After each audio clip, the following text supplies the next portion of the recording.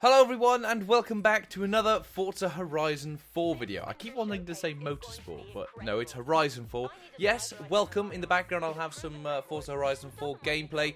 And speaking of gameplay, since it is the 10th of September today, I can officially reveal and confirm I was fortunate enough to have been invited to a Microsoft Forza Horizon 4 event, meaning that I was able to have an hour of hands-on capture time.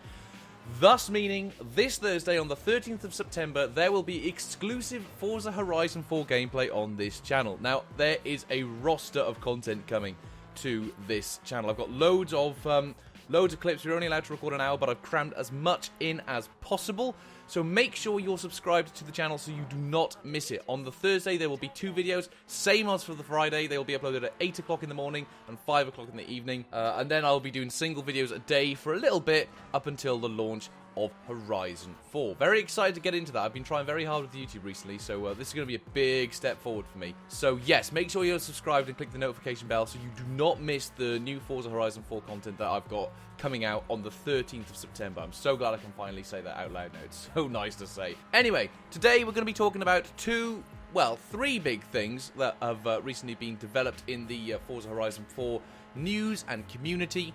So, first off, we're going to talk about the car list. Now, it's been fully confirmed by Forza themselves in their Forza Motorsport news, Forza Horizon 4 monthly, whatever it's called. Forza Week in Review, that's what it's called. So, the Forza Horizon 4 car list has finally been revealed. We've seen a lot of cars, unfortunately, through a leak, but now Forza themselves have come out to confirm all the cars that are going to be in the game themselves. So, first things first, we have a few Abarths, Acuras, Alfa Romeos, the usual. I'm not going to read out all of these, but I'm just going to read out the most interesting ones that really appeal to me. So, sticking with the A's, a car manufacturer called Ascari, for those who may have watched Top Gear a while ago, or have even played Forza. I think it was in Motorsport 4 the last time this car was in a Forza game. It's the Ascari KZ1R. Then we've got a few Aston Martins. A few Astons are missing. We'll come on to that in a little bit. We go on then to a roster of boring Audis. We got some Austins. We got the Taxi. We got an Austin Healey 3000 Mark III and a Sprite Mark I. We got a few more Bentleys this time. We have an 8-litre and the 4.5-litre supercharged car from 1931. These are big boys. These are huge cars. So it'll be fun to drive around these monsters and these beasts around Great Britain. Lovely. I'm glad that they're adding a lot more British cars, a lot more heritage and stuff. They did the same for Horizon 3. We have a massive amount of BMWs, of course. We have a lot of Chevrolet, a lot of Dodge. There's a load of Ferraris. I have noticed, however, there is a lack of the Superfast, which is what they added recently to Forza Motorsport 7. So I'm wondering why that's not in the game. Maybe something happened with the deal. I don't know. But don't worry, there are loads and loads and loads and loads of Ferraris. Of course, then, because Ford is the biggest car manufacturer, arguably in the world, up there with VW, there are hundreds of them. I've literally got a page full of Fords right now. It would take me half a year to read them out. By the time I finish reading out all the Fords in this game, Motorsport 8 and Horizon 5 will have already been launched. So we've got some Hondas. Hoonigan are staying in the game. Going back to Britishness, we have a lot of Jaguars, all of which I believe start with the letter X. We've got the XFRS, XCS, the XOX, the XXX, the SEX. Lots of X's. Going on then to some Koenigseggs, we've got some Lamborghinis, Lancias, Land Rovers. All of these cars are pretty much known from being in Horizon 3. A lot of them are just being passed over from Motorsport 7. We go then down to McLaren. The 720S is staying. We've got the Senna, which is the cover car, of course. Going then down to Mercedes, we've got the addition, I believe, of the tank pool racing truck. The first time trucks are being added to the game. We have the Unimog as well. And then you've got another roster of Minis, Nissans, the PLP 50. That's on the list. Very excited for that. Porsches, Renault, Subaru, Vauxhall, Volkswagen, Volvo, Willys, and the Zenvo ST1. I've probably missed out a few key cars. I'll leave a link in the description if you want to check out the full list for yourself. Now, there is 2 manufacturers that are missing from this list. Now, going back to last year to Motorsport 7, you may remember that Toyota pulled out of the deal with Forza that their cars won't be in the game because they believe it was like driving down sales and they weren't happy with their cars being misrepresented or whatever.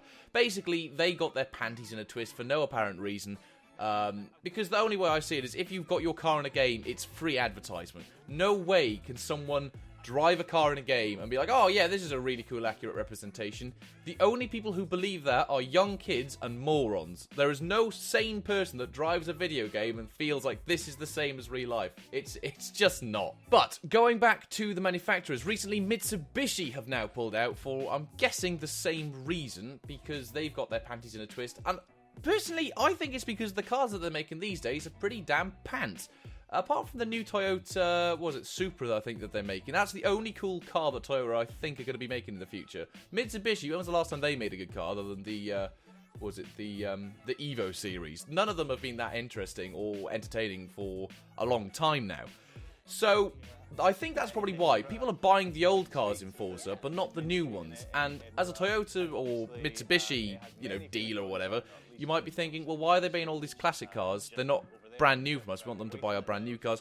It's stupid. It's irrelevant. Those cars, I'm not going to miss them that much. I know a lot of people will. There's different communities. You've got the off-road community that's going to miss Mitsubishi. Well, you've got Subaru. Oh, I know, that's a taboo word for you guys. But still, you've got, in my opinion, the best manufacturer for rally cars there ever was and ever will be, Lancia. And of course, then, if you are going to miss Toyota, I'm pretty sure there'll be tons of drift cars in the game. There's even a DLC drift pack for you, for crying out loud. But still, I understand your frustration, but yeah, it's not the end of the world. Now, of course, with that being done and said, there is one last thing I need to talk about in this video. We spoke about the car list, we spoke about the lack of there being two manufacturers, and as of recently, there has been a Day 1 car pack finally leaked. We've been knowing about the Day 1 car pack for quite some time, but Forza have been quite reluctant to tell us about it. So there's been a leak from, I believe it's Hungary, the retailer known as Konzolverlag. I'll leave a link down below in the bottom. And they've updated their listing on the Forza Horizon 4 Ultimate Edition, and I will have an image on screen now that will show you that the third bullet point down says the best of Bond car pack. Now, I don't particularly like reporting on leaks as such, but Bond cars were found in the files ages ago, and now that we've finally got some footing, we finally got some information that's a little bit more solid rather than just some coding, this looks pretty damn good. This could be quite promising. A list of the cars that are going to be in there. I was saying about a lack of Aston Martins. Well, there's going to be a V8 Vantage Bond Edition, Aston Martin DBS, the DB10. There's a few more Astons there. The DB10's an interesting one because they only made that, I believe, for the film. You've also got some of the more interesting Bond cars, such as the BMW Z8 and the Citroen 2CV. You've also got one of my personal favourite cars of all time, the Jensen Interceptor, which I don't care what you say, it's the coolest car in the world. And of course, you've got the Lotus Esprit. All of these are called Bond Edition cars. We don't know as such how they're going to work. They might have some significance to the stuntman or whatever careers that you can do down the line, but we will see. Anyway, that's going to be it for, I think, today's video, guys. Make sure you stay tuned for this Thursday on the 13th of September at 8 o'clock on the channel and at 5 o'clock on the channel. There will be two brand new, never seen before Forza Horizon 4 gameplay. I can't go into too much detail at the moment, but I'll give you a clue: more frame rate. Bit of a tease, and it's pretty obvious what it's going to be, but the game looks, can't say, not allowed to say opinions, so I'll keep those until this Thursday. So yes, make sure you're subscribed and you click that notification bell. Make sure you leave a like in this video down below so that I know you guys are enjoying this content. But until the next video, I think I got a video on Wednesday as well, actually, which is the worst simulator in the world, so I'll probably see you guys on that. But still, thank you very much for watching this video, guys. I will see you in the next video, but until then, adios.